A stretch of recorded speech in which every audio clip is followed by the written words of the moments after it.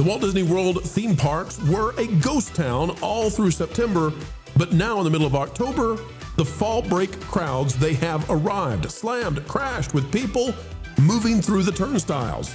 But ladies and gentlemen, we're the only place exclusively bringing this to you. It turns out that Universal Studios is eating Disney's lunch this October.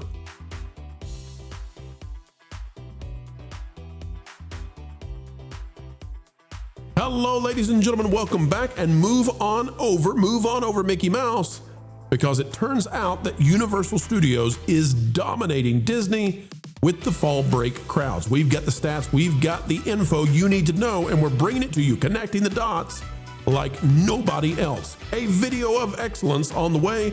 Click the like button, drop a comment below, and let us know, have you been there in the last 2 weeks, and how crowded was it?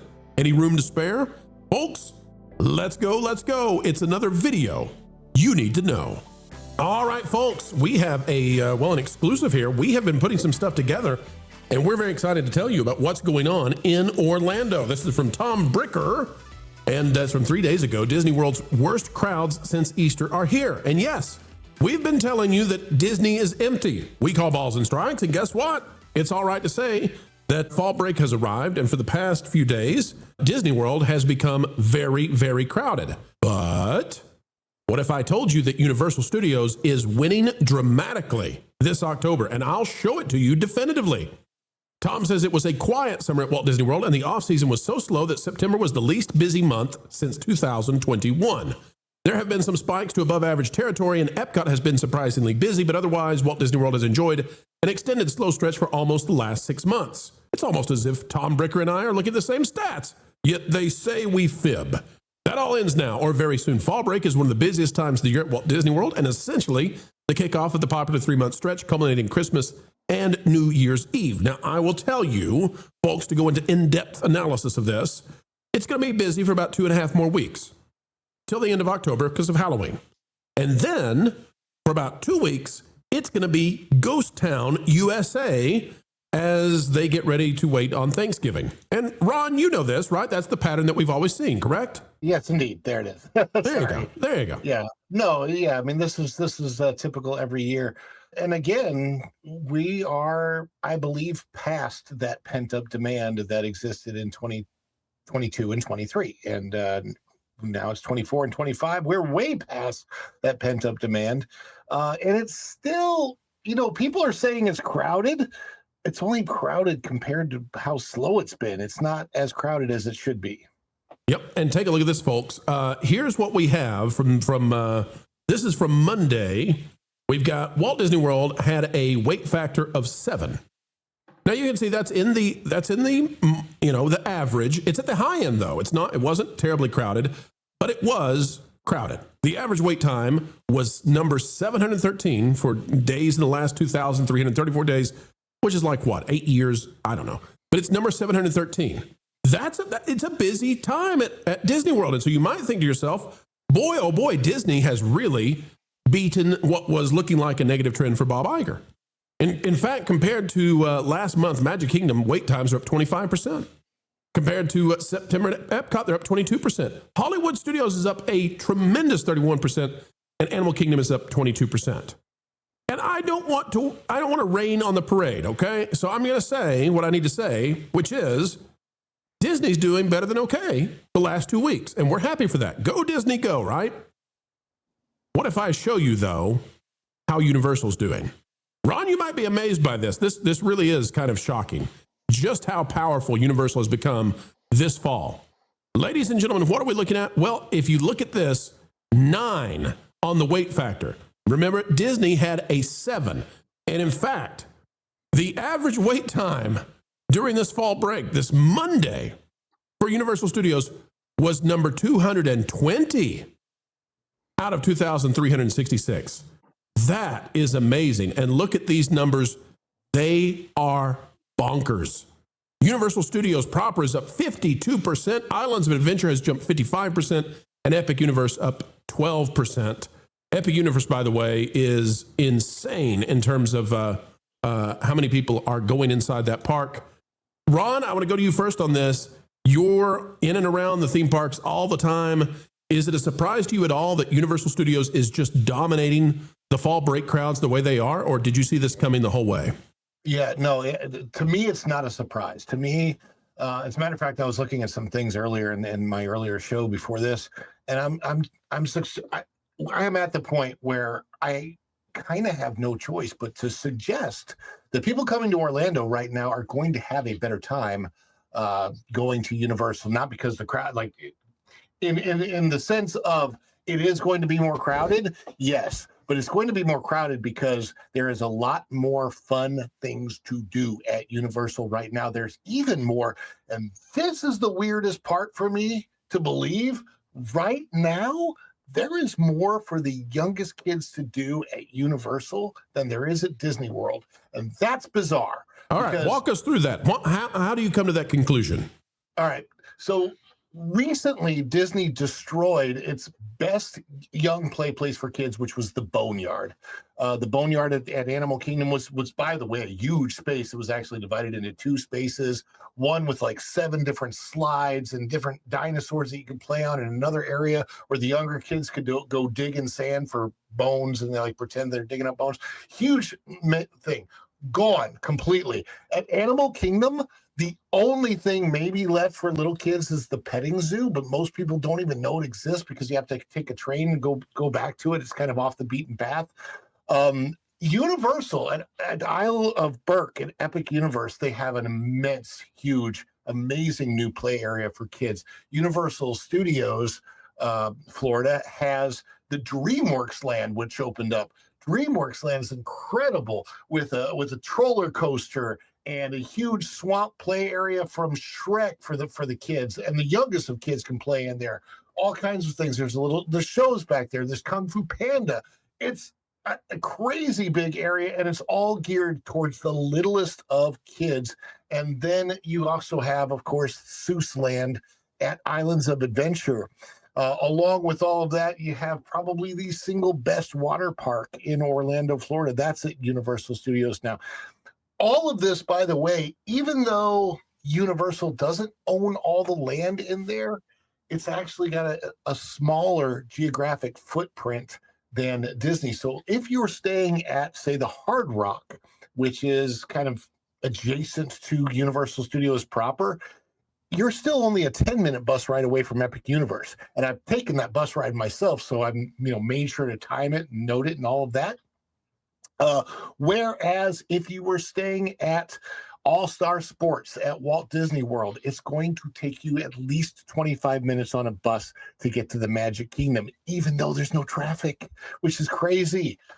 So it's to me right now, if I were looking at this from a distance, if I were back in St. Louis where I grew up and I was coming down to Orlando, it's at the point where I would have to choose Universal over Disney. And also a big factor is that they've upped their food game a lot at Universal. The food is better than it ever has been in the past. And they're really competing with Disney in every way, and in so many ways winning. Winning. Wizard, nobody is talking about this. It's an exclusive that Universal Studios is beating Disney in the fall break fun, the festivities. And, listen, Disney's doing better. And so we're happy about that. I mean, I can really get into the weeds if we need to. I don't know if we want to do that during this segment. We can break down that Disney's 2025 fall break season is slightly worse than 2024 as best we can tell. But Universal is just dominating. I mean, if we go back to this stat, let's go back to this real quick. A weight factor of 9 and number 220 out of the last 2,366 days. Listen, the last 2,366 days didn't have a third theme park for the vast majority of them. So the wait times, because it uses wait times to determine this, adding additional rides with Epic Universe should have pulled this down. So there are so many people going that it's actually combating back against having more rides that should disperse the crowds better. Well, I was just there. So I was there not too long ago. So I got to see what this season looked like. And believe me, we felt that 9 even when I was there. It wasn't even a 9 at the time. I think it was probably a 7. But something else to keep in mind here, and I want to, because I agree 100% with what Ron is saying, but something to keep in mind. Epic Universe has ride breakdown situations because everything is still very new. They're still working out the kinks of the entire park, right? So every single ride that we went on experienced a breakdown at some point. Every single ride was delayed at some point in some time. I remember for the Donkey Kong ride in Epic Universe, standing at the entrance to Donkey Kong World, and the line for the roller coaster came all the way back from the entrance of that part of the park. So that's a big factor there too. But I do want to kind of double down on everything that Ron is saying. You will not be bored. There is unlimited things to do in these parks. In fact, you're going to run out of time. You're going to be looking at the watch and running around just trying to do everything you possibly can. And then having to stand online is definitely a big factor. Epic Universe, and I'll say this here, Ron, maybe you agree with me. I think Epic Universe is designed to be there at night with the way that the whole park lights up. So you could spend the entire day in Epic and get a completely different experience at night in the exact same place. And so you got the whole park twice. So and that doesn't even have anything to be said about like what's going on with the Halloween events right now over in Universal Studios. I can't say I'm surprised. Universal has done a wonderful job of marketing this movement in this new park, and I could say there is a lot to do. Absolutely. Lauren, your son went to Epic Universe recently and had a great time. Real quick, let me show you this. So that's the stat for Universal. If we go back to Disney, I do want to go in the weeds just so people can see how intricately we try to understand this. The last 2 weeks is the fall break season, and fall break season really lasts about 3 weeks. That's because during those 3 weeks, the majority of the states that send tourists to Disney World have their fall breaks, and so it gets crowded. This year, the average wait time for the week of October 12th was 36 minutes on average for rides at Disney, and it's popped up to 39 minutes. If we go back to October of 2000, no, we want to go 2024. If we go back to October of 2024, let's see if we can get it. We've got 32 minutes and 25. Wait, we've got 32 minutes and we've got 23 minutes. And so October of 2024 was really low. But if you go back to 2023, which is what we want to see here, if we go back to October, you can see that it was at 38 minutes and 42 minutes. Sorry, folks, we got like a pixel that we have to land this thing on. So compared to 2023, the wait times are significantly lower. So slightly better than 2024, slightly worse than 2023, or vice versa, however you want to say it. Lauren, give us your thoughts, because I know that you have visited these theme parks. Your son was just at Epic. What are your thoughts on Universal seemingly beating it? It looks like to us, based on comparing Hollywood Studios to Epic Universe and some of the other parks versus the other parks, it's looking like maybe around 20% victory for Epic and for Universal. What are your thoughts on that? Is that something that you would see after the way that your family has responded? Well, I haven't been to Epic myself. My son went for a trip. He was with his mom. They didn't actually get to ride any rides. They had a very brief window that they had to be there, and the wait times were too long. But they did get to go through a bunch of shops and see a bunch of the scenery, and they had a really good time while they were there. One question that I had, not having been there myself, is I know that the wait times are significant, that the land is still relatively new. I'm curious, is the time to get through the rides, is the number of people that they're pushing through roughly equivalent to what you would see at Disneyland? Would that account for some of the differences? Or well, that's a great question. So to go into the weeds even more, that's why we compared, when we've been doing our look at this, and we're going to have some deeper analysis on thatparkplace.com. That is why we had to compare Epic Universe to Hollywood Studios, because Magic Kingdom has a lot of rides. It doesn't have as many as Disneyland, but it has a lot of rides.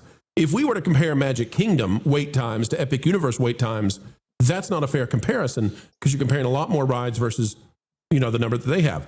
But Hollywood Studios is a pretty darn good comparison. Despite the fact that Epic Universe is vastly larger and can handle the crowds better, the wait times are what we're paying attention to. And it looks to us like right now, Epic Universe during the fall break season is having something like a 20% increase over Hollywood Studios in terms of wait times and perhaps crowd levels. So that's what we're paying attention to right now. And that's why, and by the way, it actually looks like to us like Islands of Adventure is more crowded than Epic Universe, which is really shocking. Ron, I'll go to you to wrap this up since you're a theme park expert. But Ron, we were looking at this earlier today. We were shocked to see that Hagrid's was a 3-hour wait in the middle of the day. 3 hours, which I think is actually, that's too much. Like, extend the hours. Well, I wouldn't want to wait 3 hours, but I have waited an hour and 15 minutes for Hagrid's, and it's worth it. I can tell you that. It's an excellent ride, fantastic experience. But also, I want to point out a couple of things about the numbers at Disney that you specifically pointed out about this year. There are way fewer rides available. So if the wait times have gone up a little bit from last year, that doesn't necessarily mean there's more people in the Disney parks. Because, for example, Animal Kingdom down to 5 rides right now. The Cali River Rapids out of commission, and Big Thunder is gone right now. And at Magic Kingdom, there's a number of things you can't do in the parks, and Hollywood Studios is incredibly walled off. There's the animation courtyard is gone, Muppets courtyard is gone, and there's walls leading back between Toy Story Land and Galaxy's Edge. So regardless of the number of people, the experience is still so much better at Universal right now. With Epic Universe having opened up, yes, they have a lot of problems with the rides because they're still working out all the kinks of those, but they don't have construction walls. And to Wizard's point, there is always something to do. In this Super Mario Land, or Nintendo World, I should say, everywhere you turn, there's something you can actually interact with, which is absolutely genius when you compare it to Galaxy's Edge, which could also be a shopping mall in the Middle East. You know what? I can't. Good way to describe it. I can't argue with that, folks. I cannot argue with that.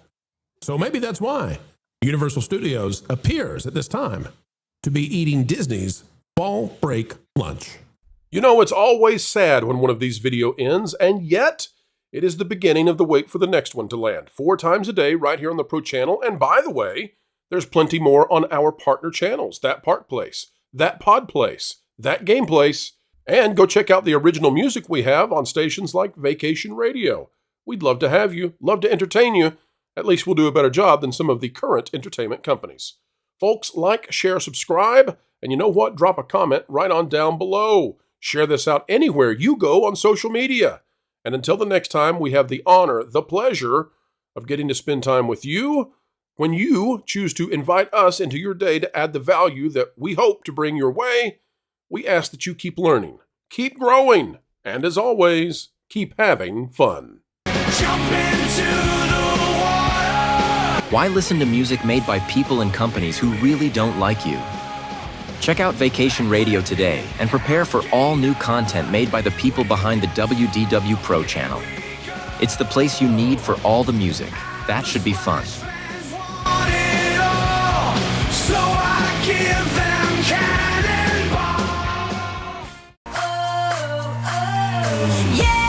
Hundreds of songs, every genre you can imagine. Listen live on YouTube and enjoy a set list that's always sunny. It's Vacation Radio.